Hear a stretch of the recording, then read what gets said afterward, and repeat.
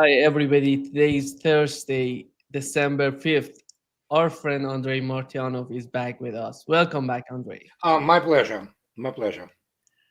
Andrei, let's start with what's going on right now in the West Asia. We had a surprise attack on the Syrian government. Right now, it seems that this group HTS they overrun Hama and the city Hama.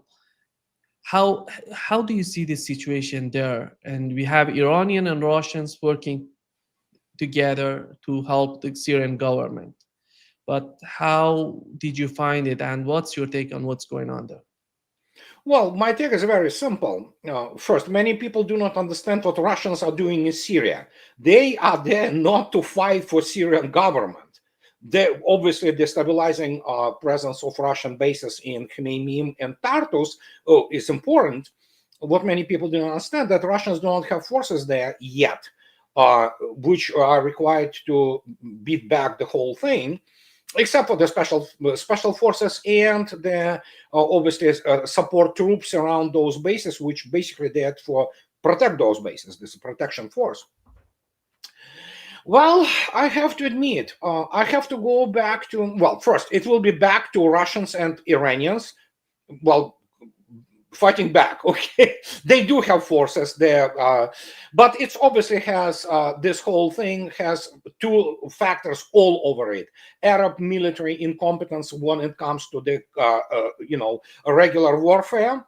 Because we have to be honest, a huge part of the last time of the success of beating the basically back forces in starting from 2015 were obviously Russians and Iranians, and Iranian forces were critical in there. So, and this thing right now has Israel all over it, obviously understandable, and United States, because these are two forces which support terrorists. And as people correctly stated, where's the HTS defending Palestinians? So for some reason they are just, yeah, that's the terrorist for proxy forces, because United States and Israel are not competent ground forces powers anymore. And well, and I have to go to, what, as much as there is a lot of BS written in this piece by him about Soviet military, because he obviously didn't know what he's writing about, as most people in the West don't. But in terms of main thrust of the article, he is absolutely correct. Colonel Norvel Atkin, while he has a zero understanding of Soviet military, he nailed it, and it's actually in many respects coincided with the main thrust of many Russian military observers, Soviet military observers, some of whom are my close friends, who are actually advisors in the Arab countries. And the name of the article by Norval Atkin, everybody can find it, is "Why Arabs Lose Wars." Because evidently, the moment the supporting force like Iranians or Russians withdraw, they lose control. They are very busy in doing whatever they are doing. They miss their old signs, and of course the corruption. Let's not forget, you can buy your way in many Arab countries, and Syria is not exception. So, and this is what we have. So now, well, guess what? To square one, Russians and Iranians are going back in some form, because obviously Vladimir Putin and Assad already had a lengthy conversation today. Mr. Peskov already explained to it that Russians are deciding what force they need to move there. Both Russia and Iran do have forces and do have, basically reserves to repeat the thing which they did in 2015. But this time, I don't think so. There will be negotiation with Turkey regarding Idlib. Nobody cares if there will be refugees. And Erdogan, you know what? Yeah, everybody knows who Erdogan is. Okay, he's a multi-vector guy. We'll all know that. Do you think that, Andrei, with what we've seen so far from Erdogan and his policy in Ukraine and right now in Syria, the question comes that does he really care about the agreement that he's making? Because every time that he's talking about something, he just you see that he's acting the opposite way. you see what he's talking about and what he's doing, they're not just matching each other. This is Well, it's generally characteristic of that type of basically culture there. Gotcha. The whole culture is, but I mean, he's not stupid. Okay, he maintains his commitments where it is critical. Okay, but again, keep in mind, it's a very specific culture, and Turkey is associated with this culture very much, despite the fact that being obviously, in many respects, secular state and very advanced state, a very advanced economy, and all things of this nature. So, unlike it is with the Arab states. Plus, Erdogan, I'm positive he is absolutely terrified of Iranian influence, and of course, well, the only real Shiite closeness he has is obviously with Azerbaijan. Azerbaijan is primarily Shiite. So, but then again, then there is a huge Iranian, influence in Azerbaijan too, So it's a very complex game there, and it was always like that. But I think in this particular case, Erdogan, why definitely culpable, may have been set up by Israel, which he loves dearly. Obviously, he loves to talk about how, oh yeah, we'll just break relations, and he continues to pour in resources. But it is primarily Israel and United States all over this place, because obviously United States immediately came out a few days ago and saying, no, we have nothing to do with this.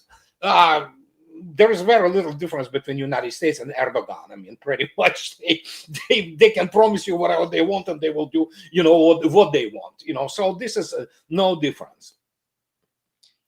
Andrei, yesterday I talked with Professor Ted Postal about the attack, the new hypersonic Oreshnik missile attack on Ukraine. And he has mentioned that from the picture that he has presented on this podcast, that it wasn't that terrifying that we thought it could be, that devastating.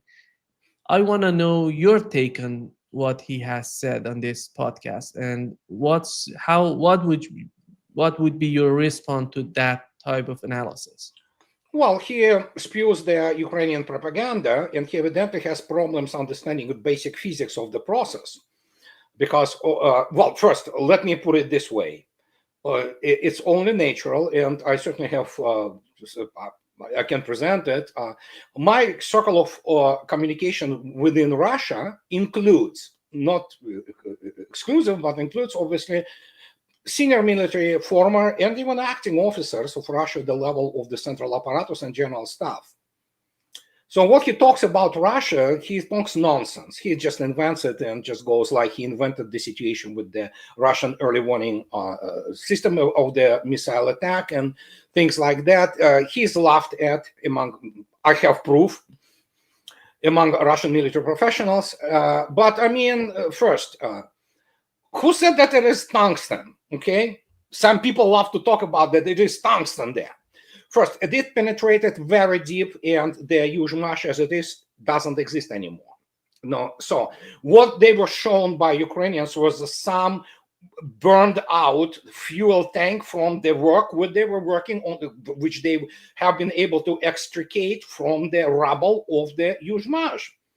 And this was precisely the type of the missiles which program Grom and other, which they were working with the United States and London to create those missiles. That's why Russians basically destroyed, completely wiped out Yuzhmash, which primarily was on the ground. And those reinforced concrete bunkers, recessed, have been created by the Soviet Union. And they were designed in such a way that they could withstand nearby nuclear explosion and will still continue to work. Well, it's not there anymore. And you know what? If Mr. Paspol wants to go and challenge Mr. Putin, Mr. Kovalchuk, the chief of the Kurchatov Institute, they will laugh at him, as many people from other organizations and military people in Russia laugh at. Mr. Putin was pretty much on record. I can show you the record, his interview, that at the moment of the impact, the temperature at the impact is 4,000 degrees Celsius. You basically take 75% of the sun temperature, okay, and you place it and you accelerate it. Fact is, first, let's not play, beat around the bush here, because obviously the speed of those warheads is a little bit higher than Mach 10, let's put it this way. And the only reason people go and say, oh, it's tungsten. Well, because tungsten, the melting point of tungsten is somewhat around 3,000 something degrees Celsius, okay? I believe it's 3,500 something Fahrenheit. So when you have the impact temperature of 4,000 degrees and accelerating at the more than Mach 10, nothing lives there, okay? And as a result, so what they were showing, they were showing some kind of BS. They gathered all those nincompoops, which basically journalist core is. They're a bunch of morons. Well, there were so probably some people from DIA and CIA trying to figure out what it is, and they showed them the remnants of what was they have been able to extricate from the rubble of Yuzhmash. What is interesting, let me put it this way: the 5th today, right? 2 weeks since Yuzhmash, not a single photo from Ukraine, or let alone the CIA and other people. What happened, guys? Hey, show the photos. There are many satellites, so the United States has the best, satellite grouping in the world, largest. Second, obviously, is Russia, but United States is number one. Show us the pictures. You said that, there's nothing. Well, I can tell you immediately that Russian sources are telling that, yeah, nothing there. It's gone. And the reason of the explosion, not just that they penetrated deep into the ground and then the whole thing kaboomed, and this is just gigantic industrial facility. The problem with this is the fact that, as people of Dnipropetrovsk report, and of course, I'm pretty sure that Pastol will challenge them too, because obviously, everybody's an idiot except for him. They reported a massive earthquake in the area, and people had the houses cracked, which were several, blocks away from Yuzhmash. And Yuzhmash is a gigantic facility. It's about roughly, it's trapezoid. It's not exactly rectangular, but you say mile and a half by about mile and a half by about mile, and then it's large. Okay, they used to have even own bus routes there. So that's what happened, and those things they create. That is why nothing stands there. They at the epicenter, or rather on the territory of Yuzhmash, they experienced a massive earthquake, which was the result of the obviously penetration into the deep bunkers. There are several large high ceiling floors deep in there, up to probably, some people say it's up to 50 meters. So, and then some people report, this I cannot confirm, is that there were explosions lasting there for 3 hours after that. So there's, yeah, it's a goner, and this is the game changer. And yeah, and when you have this, and in the end, I am not pretending to know the technical characteristics, but we know one thing for sure now: there was a breakthrough in materials. And the materials which are used there, they're so advanced. So, but then again, Russians were pretty good in material science always, so, and as Mr. Kovalchuk and Mr. Solomonov, well, yeah, those two guys, what do they know compared to Mr. Pastol? One is the guy who developed the Bulava and, Topol, by the way, which Mr. Pastol said that the Hwasong 18, North Korean thing is actually Topol or even Yars missile. I have people just laughing, rolling on the floor, and I'm talking about the people who are actually involved into this. I mean, the guy he invents things. He goes out and pretends that he knows stuff, and so Mr. Mikhalchuk, Kovalchuk. So yeah, they say the materials which sustain constant temperatures for many minutes, which is the flight of the up to 3,000 degrees Celsius, and as Mr. Putin already reported, 4,000 degrees at the epicenter. This is insane. The amount of energy which is released, and those the ones which have been used on Yuzhmash were inert. We know that they were inert. They haven't used any kind of the explosives, but even in the inert, when they are inert, you can imagine that. Just to give you an example, what many people do not understand what it means, and I made the video about it, and I showed that basically the situation with the one of the larger command posts of the grouping of the armed forces of Ukraine in Donbass. Single Kinzhal just absolutely just devastated it, and it's nobody survived, and this was deep recessed, reinforced. So assembly area or any command post of NATO, be that command post of the any brigade, which they will try to hide. But if you're talking about the division or army level, they're not going to survive first 40 minutes of the conflict with Russia. They will be detected. They will be identified, because you cannot be not detected, because you have to have total emission controls, and if you have total emission controls, you lose control of the forces. Okay, so even in the assembly area, single Oreshnik can wipe out the force the size of brigade, even more, including command and control capability. That means what? You can lose 5,000-6,000 people in a single go in the assembly area, so including hardware. This is a game changer, as was the Kinzhal, as was Zircon, all hypersonic weapons. But Oreshnik is just absolute devastating power, which, I mean, everybody saw what it is. And that is why we do not have photographs of satellite photos from Pentagon yet. Russians obviously have it, but they keep for themselves, waiting what they will come up with. But most likely they will be the same as with the first Patriot, which they say, oh, was slightly damaged. They're still assessing the damage. This Patriot, it's not 2 years. And what can I say? I mean, that's what is the reality. And yeah, it has to be really explained to people that what we see. And I made the video about it today. So, and it's good that you asked this question, because we do have game changer. And there is a reason Mr. Gerasimov, Chief of General Staff today, on his own initiative, called chairman of the Joint Chiefs of Staff about that. So they had a lot to talk about what United States tries to do in the last desperate attempts to somehow save the face. It cannot.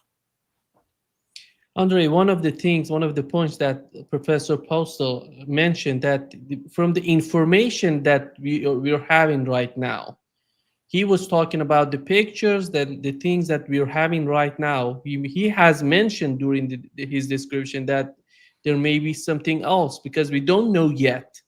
We don't know yet, because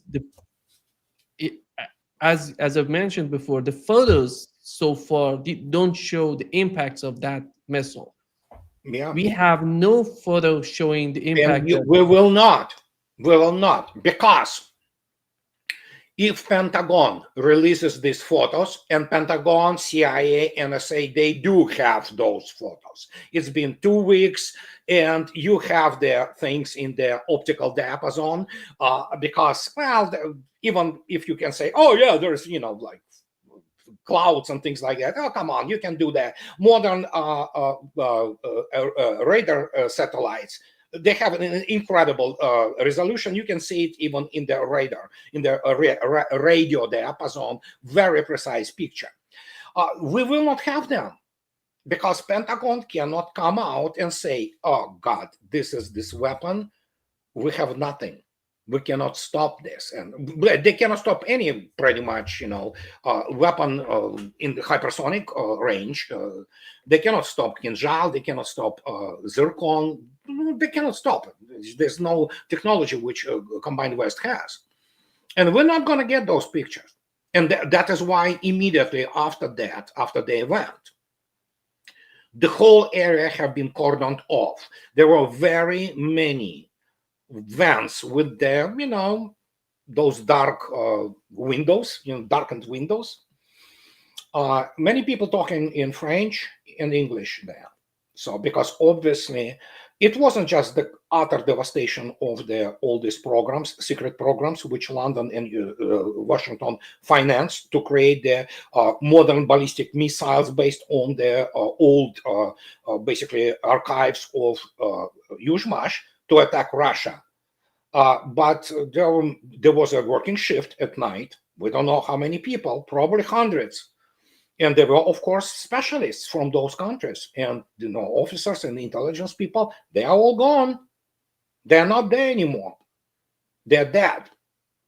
As my good friend Byron King, himself, former staff officer of the Chief of Naval Operations, even the naval aviator, captain, he said, they all became the part of geology.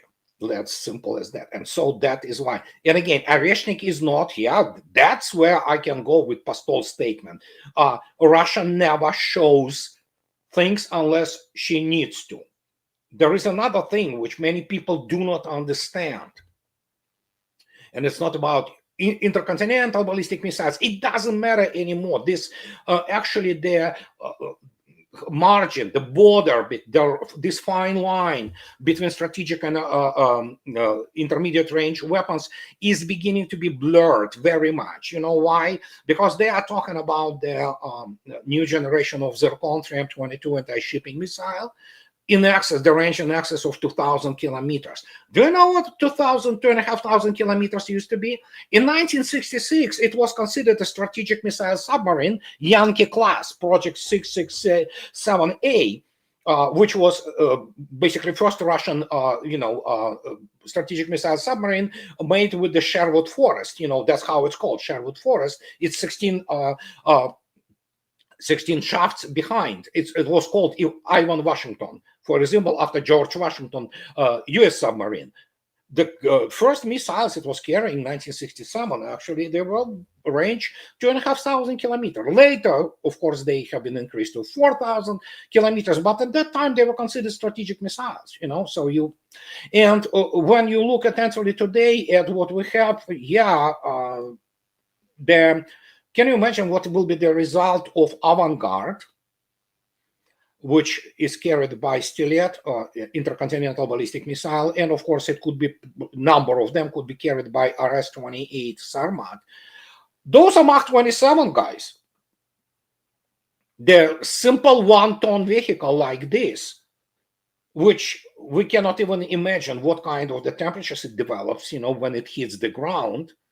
But devastation of that thing without any nuclear weapon, it can carry a 1 megaton nuclear weapon. But the point is, the times change. You don't need nuclear weapons to absolutely wipe out critical infrastructure of the command control centers, for example. And there you go. Andrei, the other factor in Syria was the presence of Ukrainians. Ukrainians are in a desperate situation in Ukraine right now. And when you see they're just trying to make a new conflict, a new front, or helping these people in Syria, is the plan coming from the United States trying to do this? And what is the main goal in your opinion? Because we had this terrorist attack in Russia, which were the same people right now in Syria were involved in that Crocus Hall City Hall, and right now Ukrainian are training and helping even drones from Ukraine, Turkish drones made in Ukraine to the region. How do you see the situation in that term? Combined West is a sore loser. They had their butt handed to them militarily in Ukraine. So they do what they always do. They have proxies around the world, most of them terrorists. Well, fact is, Zelensky regime is a terrorist regime. But evidently it doesn't bother people in State Department or Pentagon, evidently because of their high moral standards. So, and what can I say? Yeah, that's one of those things. Oh, yeah, let's kind of, do this. Yeah, let's, make create conflagration. Maybe they will stretch their resources. They don't understand. I can tell you immediately, Pentagon doesn't understand how operational and strategic reserves are formed because they don't have experience with that. considering the fact what the U.S. Army is and how U.S. armed forces allegedly all volunteer operate. So, but the problem is that, yeah, they may create this conflagration. It doesn't change the outcome for the Atlantic and globalist forces in Washington, D.C. They lost badly. And unlike Russia, well, they never did. They don't have escalation dominance. Russia has overwhelming escalation dominance and conventional one. Those naive and ignorant people, they wanted to elicit a response from Russia in the sense that, oh yeah, let them use tactical weapons and then we can point out the finger, you see, and the global south says, oh my God, they use nuclear weapon, you know. Russia doesn't need to use nuclear weapon, and I wrote 4 books about it, you know. But evidently people don't read them and don't understand what they're dealing with, because American military experience is so alien to real military science and to basically technological development of the armed forces of the last 30 years that you have to really wondering, I mean, what do they teach them? And evidently not much. And as the result, you have all those, especially from State Department, you know, humanities degree, you know, lawyers, political scientists, which is not science, planning those things. They have no clue what they're dealing with. And as I already stated, when they have the intelligence, the level as they have the so-called Russian studies field and Russian experts, or Russia experts rather, what do you expect? So they lost another war. It will make Vietnam look really as pretty much honorable affair. It's Afghanistan squared or cubed. And the consequences or ramifications of this are horrendous for the United States and for Europe, which is done. Europe is over. Many people do not understand, but for the United States to survive, they need to exploit to the last, or squeeze it to the last, you know, Jews, European Jews. And so what can I say? Last drop. And that is already happening with Germany. You look at the political turmoil pretty much everywhere. So what are they? Oh yeah, let's do the chaos. These guys in Washington, and especially those, as already stated, like Council on Foreign Relations, I mean, either military or civilian people there, they're just a joke, you know. So they think that, oh yeah, we can sit out behind the Atlantic. No, you cannot. If it really, you know, some substance hits the fan, United States will be turned into the, you know, parking lot. And they thought about it. They thought, because they are stuck in 1990s, they do not understand the modern military technological development. They do not have understanding of the modern operational art, because they study war from basically fairy tales, you know. And as a result, we have this. And Mr. Pastol is one of the, you know, examples, exhibit A, essentially, of people coping with this. Because I understand many of those people, they love United States in their own freakish way, that United States has to, you know, control the world, you know. Real patriots are usually what they point out the blemishes on their countries, you know, and they try to correct it. But no, not those people. They are chauvinists and they are exceptionalists, and they cannot live with this, what they are being observing and what is being demonstrated to them. They engaged with the cultures which have been here around for thousands of years. And as I already stated, I mean, what can I say? Try better, you know. Even Trump admitted that Russians are just, you know, it's military machine. They disposed of Napoleon, not just Napoleon army, Napoleon regime. Russians entered Paris.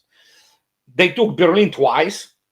They destroyed the mightiest at that time military machine in history, Wehrmacht and its allies. So what do you expect? So Russians will run away from Abrams tanks? You saw yourself what happened. So what's left? Russia has many steps on this ladder, escalation ladder. United States doesn't have anything. They are on the last rung of the escalation ladder. It has only nuclear weapons left, period. And I can tell you one thing, which is what is happening. Some people understand. Latest Russian air defense complexes, they're not really just air defense complexes. These are robots, and they, such as S-500 and S-550, they are, something comes after that with the full capability.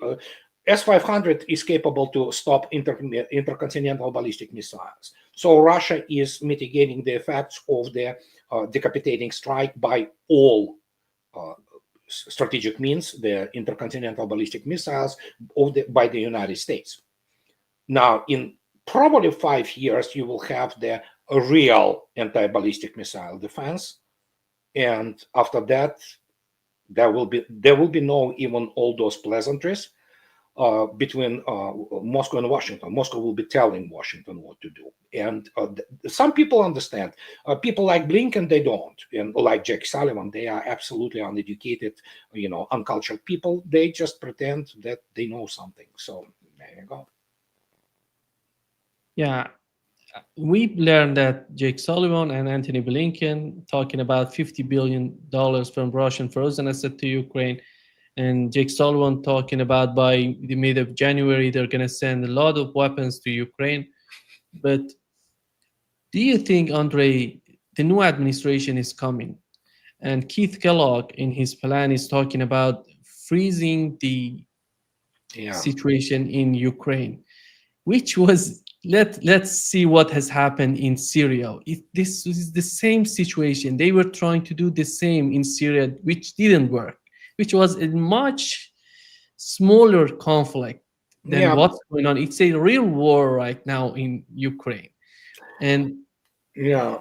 do you see these people capable of finding a solution to No, come? no. Mr. Kellogg is ignorant and uneducated militarily. He is stuck somewhere in the 80s, or maybe in this glory of the Gulf War 1.0. He fought in Afghanistan, pardon me, Vietnam, which was, lost horrendously, but it's, just a stroll in the park compared to what is happening in Ukraine now. So no, he will not be taken seriously by Russian military and diplomatic professionals. As I already stated, he will be laughed out of the room, because he thinks he's I'm American general, and yeah, he will be talking to people who know the best military force in history indeed, and they will be looking at him like, dude, what are you doing here? And again, most of it is for internal consumptions, for domestic consumptions of the public. Russians already stated many times, and that yeah, there will be no freezing of the conflict. There are very specific, items which have to be fulfilled. If not, we will continue. And these people do it only for the PR. As I already stated, United States has nothing. Yeah, they can send, $50 billion. What are they gonna buy them? Remnants of the Patriot Pact 3, they will be annihilated. So what else? Yeah, Russians say give more, just Abrams tanks will burn more. I believe it's 1 million ruble, or no, 15 million and a half rubles for what's the name of it? Abrams. Well, decent chunk of money. No, 15 million. I believe. No, 15 million was for F-16. So yeah, there's plenty of things which are happening there, which Russians gladly oblige. And again, as I already stated, you look at the military intelligence failure of such catastrophic scale that it could be considered the equaling to the strategic miscalculation of the Wehrmacht in the Soviet Union. But again, don't forget, this was Wehrmacht and generals who explained its fact, documented, who formed and shaped American military thinking. So, and of course, they told them fairy tales that single, German soldier or Wehrmacht soldier killed those 100 Ruskies, So, yeah, and you have these people who believe this BS. This is absolutely admitted by Mr. David Glantz and Jonathan House, themselves cadre officers of the US Army and authors of the, earth-shaking works on the Eastern Front. So yeah, they will continue because they cannot accept the fact that you're not good. You're not that good. You're pretty much mediocre militarily at best. Your technology is stuck in 1990s. So you never understood the real operations. And it's not only because that's coin. They never understood. So, and as already stated, Russian general staff, Academy of General Staff, Lieutenant General Kolokotov stated in 1992 that you cannot use Gulf War for anything, really. It's anomaly. But PR, movies, all those. So what can I say? Andre, since the result of 2024 election came out, and we know that the it seems we have some sort of noise. Yeah, in since we had the new the result of the 2024 presidential election, and Donald Trump would be the next president of the United States, he talked about what's going on in Gaza, what's going on in the Middle East, with the tariffs, about BRICS. What he didn't mention so far, Andre, in terms of the escalation that the Biden administration is trying to continue and continue, do you think that they're convincing him that this policy on the part of the Biden administration would benefit him? Yeah, I think so. I think so. He supports it. So, and again, do not forget, people continue with this nonsense that Trump somehow is going to change the foreign policy. He is not. He is a one-trick pony, and he really thinks that United States is still great in terms of military power. And as I already stated, when you have the whole basically generation of people who have been taught in all those military academies and in those Ivy League institutions that America is the greatest thing that ever happened, not to take anything from America's true greatness. But America never was that. I mean, except for the Pacific War, the rest of it, American military history, I mean, you have those people who are completely idealistic and live in some kind of the military technological delusion, okay? And when you look attentively at the complete degeneration, complete decomposition, in fact, of American political elites, Trump is just, how to say it, he might become a historic figure in American history, hopefully, who may open the doors to a new generation of politicians who are smart, who really care about the United States. I'm not saying that Trump doesn't care about the United States. He does. But he is like any American big honcho. He's American exceptionalist. He cannot live with the fact that America is just another great power, and it has to live with that. Now, and when you look attentively at how they try to put their priorities, so to speak, ahead, he really believes that, yeah, what Biden does somehow may bring different outcome. He doesn't understand. For now, he has a strategic advantage over Biden. He still come out after January 20th and say, guys, sorry, this is not my war, okay? Which it is. Well, he helped to start it. He armed Ukraine. It was on his own administration. But judging by whom he gathers around himself as national security establishment, with the exception of Tulsi Gabbard, the rest of them are same old neocon cabal, basically. So they're basically those war hawks and warmongers primarily, none of whom understand, none of whom, including General Kellogg or whoever he wants to. Well, now we have Ron DeSantis becoming the chief of Pentagon. Good luck, So, and they are warmongers. They don't understand really war.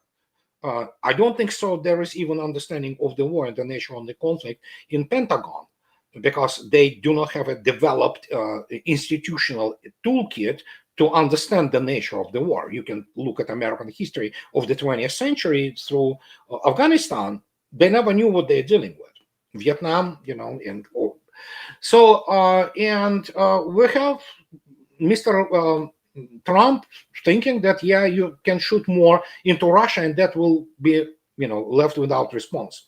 For some reason, he thinks that, it's magic thinking, we do some legerdemain, and somebody submits and says, no, we want to be your friends and things like that. He doesn't understand the profundity of the processes which are happening. So, and his statements about 100% tariffs, for example, he's going to kill American economy if he does that. So, I mean, really, this is how you want to actually restore America? You're going to kill it. But no, he's the guy, so sure. Andre, Everybody was talking about those comprehensive agreement about between Iran and Russia. Yesterday, last night, Iranian president gave his first interview to the Iranian state media talking about the agreement between Iran and Russia. He said that since they took power in Iran, they're working closely with Russians in all areas, and they're just the situation is perfect between the two countries, and they're gonna sign it by January 25 in Russia. It's gonna be there, and they're gonna. It's a huge event. He said the way he has mentioned this, and the other thing that he has mentioned was this, Andre, the corridor goes Hmm. from Russia to Azerbaijan, Iran, and India. He said that it's a huge project, and many people are getting involved, and many benefits comes from this project. And how do you see when you look at Donald Trump? You've mentioned about tariffs, all these new policies. Yeah. What it's the way that he's talking is so simplistic, and nobody Yeah. knows, are they really understanding what's going on in that part of the world, or it's all about their mindset, or they Yeah. don't They. care about it. Yeah, there are very few real professionals in any real economy or regions in the United States. It's primarily basically propaganda, ideology-driven BS. By the way, in this red line, north-south corridor, you have to now take another branch and put it through Pakistan because it was established. It will be established by the end of this year. It's already have been signed. So, Pakistan needs help. Obviously, it's horrible what is happening in the country actually, and so yeah. North-south corridor is amazing, and obviously Russia and Iran. I guess that will be the present present to Mr. Trump on the January 25th. Russia and Iran will sign the comprehensive agreement. When you said 25, 2020, I said, this is the same day Yeah, that. it's just for Mr. Trump. Here it is. This is our president. Russians have this way, and the Iranians do have this. So it will be huge event, huge geopolitical event, because one of the key, not only Muslims country, but key regional powers, which is vying to become regional superpower, then suddenly you have complete removal, as it happened with North Korea, complete removal of the barriers, not only just military trade barriers. They already, many people don't know, Russians already constructing the large container fleet, which will be going through Astrakhan to basically Port Anzali in Iran. These are brand new. They are not gigantic. You don't need them that gigantic, but there will be many of them. They're like 7,000 tons of displacement or something like that. And yeah, it's developing tremendously. And of course, we have now the situation with Kazakhstan, where finally that was settled. And Takayev, finally, Mr. Takayev, the president of Kazakhstan, decided that, okay, we are in big time, which is good because there are many actually friendly relations between a number of Russians and Kazakhstanian people, Kazakh people. So you can see yourself that the region is becoming kind of more cohesive. And when you look at this, my gosh, you're suddenly adding the scale of the markets, and especially if, when Iran will begin development, which will be accelerated. And you look at that, so like, oh, okay, you have Iran, 90 million people. This is a large country. Okay. You have Kazakhstan, it's almost 30, so oops, you have already 120 million people adding in the market alone. Okay. And then you have the African. And then you have that's the part of the issue, which is, of course, then you have the penetration in a good sense on the Korean, North Korea now, it can breathe much freer, after what the, basically treaty is signed. And so all those sanctions will become irrelevant, really, which they are already irrelevant, the same as the use of a dollar. Nobody cares about dollar, for example. It's like, oh my God, the dollar is 100 in Russia. And Elvira Nabiulin is correctly stated, and we use dollar exactly how? In Russia, nobody uses it, everybody uses rubles. So nobody cares about anymore the relation, which is superficial to start with. It's all speculation. So this is a gigantic geo-economic and geopolitical development. And then, of course, comes this obviously issue of the military coordination. And, well, Iran and Russia have been cooperating militarily for a while now. And what will be open after that, my gosh, we'll get some news that, oh, Iran has this. Oh, yeah. And then like, oh, my God, And so that's what we are talking about. This is just gigantic developments. And obviously, they don't like this in the United States because it just removes, it's already removed, but it removes it further from the levers of power for the rest of the world. The only thing which United States has left is to eat Europe. And this is happening. And I warned about it for many years. Many people warned about this for many years. And they will need to consume Europe to survive. And that's what is happening. How do you see the situation in Europe? In France, they have no government. Literally, the government is Makes just no difference. Makes no difference. Makes no difference whatsoever. They will be eaten. The United States will tell them to jump. They will ask how high. European elites are utterly degenerate. They're completely decomposed. And they will, that's what they were doing, selling their people. Now the Europeans will be fighting between Europeans themselves, So this EU thing, which is essentially EU is the economic extension of NATO. NATO has to die, and it will die because essentially, as already stated, looking at the dynamics of the German deindustrialization, it's like, wow, this is really fast. France probably will decompose as a nation in like 30 years because southern of France is not even French anymore. As I already stated, it's Arab, it's African, it's what have you. And there are a lot of weapons from Ukraine which are pouring into Europe. So Europeans will have the boomerang, let them, enjoy. They helped it, to start this fire, and then it will consume them. Andrei, in your opinion, the reason behind the Olaf Scholz visit to Kiev was to just sending some aid, because he had a huge suitcase. No, it's election BS. Those people first.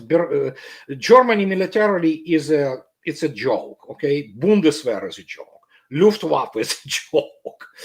No, he went there to demonstrate to Germans how tough Germans are. So yeah, he went there. So he probably, I don't know, snorted some white power together with Zelensky, and the internet now is filled with memes about all that, which is, yeah, sure.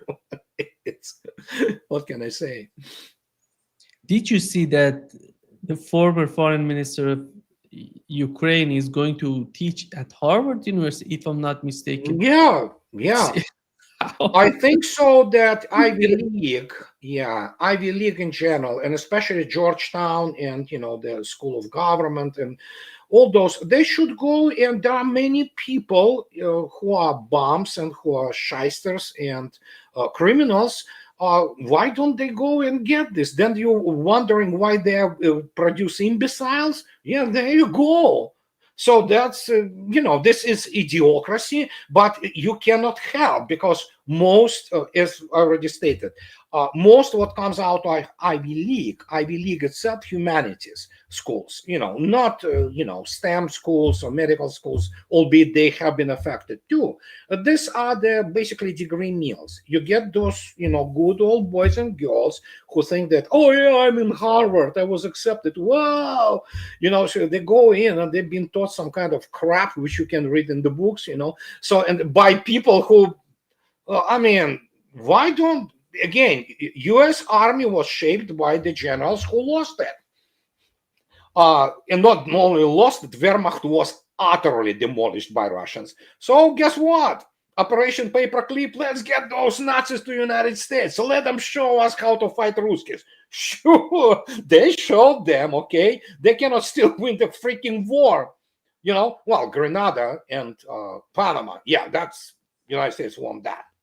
So, and when you look at this is just, well, this is institutionalized insanity. But what can I say? They chose this.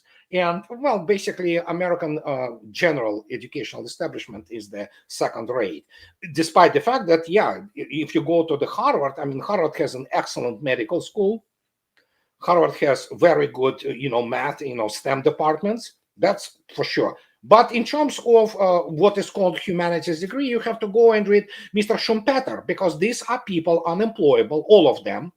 Oh, those professors and who teach this, because so they need to come up with and invent all kinds of garbage like political science or some kind of whatever sociology, which is all basically garbage in, garbage out. And as the result, you have, look at the State Department. United States doesn't have diplomacy as anymore as a craft, as the state's craft.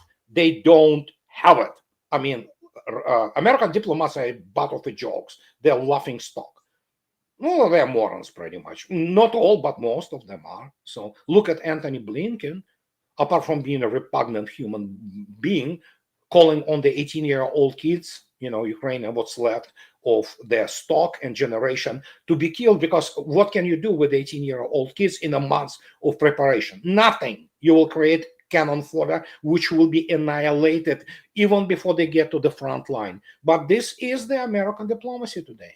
That's who they are. Well, guess what? Mostly about it is the, bloviating and chest thumping, but in reality, they are joke clowns.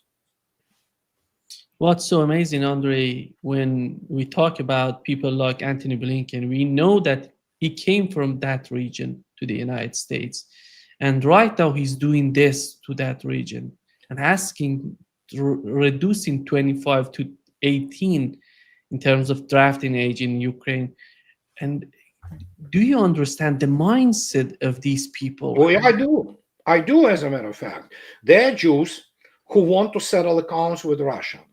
They are obsessed. They are not religious. They are obsessed in New York and those areas, those Jewish communities obsessed with this. Oh my God, pogroms. And, we are here and we need to, kill as many Russians, because that's the mindset. Blinken is the product of that, as are very many neocons. If you look attentively at the fanatics, and ignorant ones, they are uneducated, uncultured people. If you look attentively at Max Boot, or Julia Ioffe, or Masha Gessen, and those people, I mean, they hate Russian gods. They hate Russians. They hate them on the racial and cultural, metaphysical level.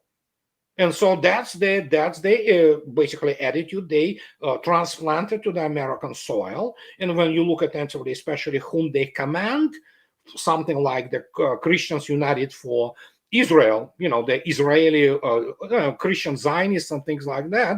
This is the main driving force behind the Republican Party. And neocons, what do you expect? I mean, and again, you have to understand, average American general,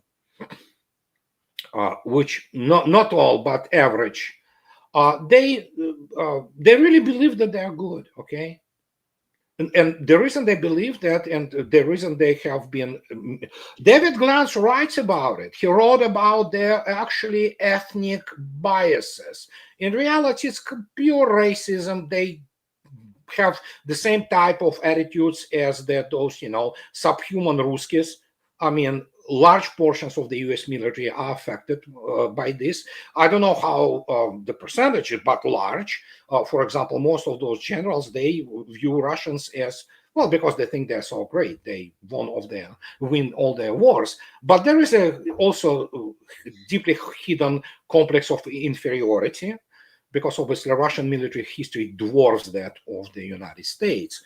And accomplishments are of the incredible scale. And when you look at this, that's all comes together. And when you have those people starting from, those constructors of the catastrophe in the 2003, like Douglas Faith, and all kinds of those neocons, which, I mean, they infest Pentagon, CIA, and things, and State Department. That's what you get. You have a fanatical, people, and they hate Russian gods. And there is a reason to hate Russian gods, as I already stated. Mr. Kellogg will learn really fast how he will be actually humiliated by Russians with his proposals when he will be explained to him that you are nobody really here, and they cannot take it. Do you think that the Trump administration, as we saw with Waltz talking about being in line with Jake Sullivan, are we gonna see the same sort of mindset in the Yeah. Trump administration, and how influential Trump would be on them, on these people? I don't know. Waltz is he's an amateur again. He's an amateur for the warfare of the 21st century. He was the guy of some like, oh yeah, special forces and things like that. I'm kind of getting sick and tired listening to this whole special forces and Afghanistan war, which not really a war. It was the police operation of high intensity, and basically they were killing primarily the civilians. And so yeah, they need to, again, as I already stated, United States needs to take a look at itself and start fixing itself to really return to what really constituted always American greatness. And it wasn't military. It was basically, I remember one of the members of my discussion boards on my blog wrote beautifully, American greatness was not when it was behind the machine gun. It was when it was behind the plow, because it's and all those symbols of American might and progress and advancement, like Boeing. Look what happened to Boeing. Jesus Christ. This is a catastrophe. Look what happened now. People still don't understand. We have two astronauts there, and one of the women now, she is not well, obviously. They flew there for 5 days. But by the time they will be able to extricate them from the International Space Station, I don't know what will happen to her, the lady. They were not trained to be there many months, and the result of without special training and going back to Earth, God, we hope that they will will get back safely. What will be it will be catastrophic, basically effect on her health, including her partner. So, and you look at this is just like, dude, man, what the hell happened to the country? And this is all happened after 9/11. You had vile people. You had this absolute, they call it blob. Well, not necessarily blob only, but you have those ideologues, people who raped constitution, who ran the country into the ground through the wars, which America never was capable of fighting those wars without full mobilization of the society. They destroyed America. They bankrupted it. And these are all in the last 25 years. And look where we are today. Once a great country, my gosh, you drive sometimes in some places which used to be nice. Well, California, for example, it's trash all over. It's the crime. It's horrible. They killed the country literally, and people voted, me included, my family included. We did it like this, but we still voted for Trump with the mandate to try to do something to save the country, not to fight the wars which America never could. They're not good at fighting wars. The American U.S. Army is the expeditionary force. The only time when it was came into its own was in 1944, when it landed in Normandy together with other allies. But by the way, many people don't know, the majority of people who landed in Europe then were not American troops. These were Empire troops. These were British, and by that time the Wehrmacht was pretty much destroyed, and they were facing second-rate troops all the way. And so it's you look at this, it's just, my God, this is just complete insanity. And 9/11 did this, and that's when neocons came to power, and they destroyed the country. And if Mr. Trump continues to do and follow these ideas, we will lose the country. And for me, it's personal tragedy. I live here, I love this country, but what have been done to it is unbelievable. Let's see what Donald Trump would do. Yeah, we have to He wait has and see. he has Yeah, the opportunity to fix yeah. things up. We can talk about with the some tangibles and substance only when he takes the oath on January 20th. Then we'll see. And there are some good moves on the domestic front, and of course, I like Pam Bondi. They should have gone with Matt Gaetz, but this lady, she's ready to tear another one, to those people who did it, hopefully. But then again, that's Trump, impulsive, narcissistic, and I don't know. Thank you so much, Andrei, for being with us today. My Great pleasure. pleasure, as My pleasure. always. As always. Bye bye. Bye.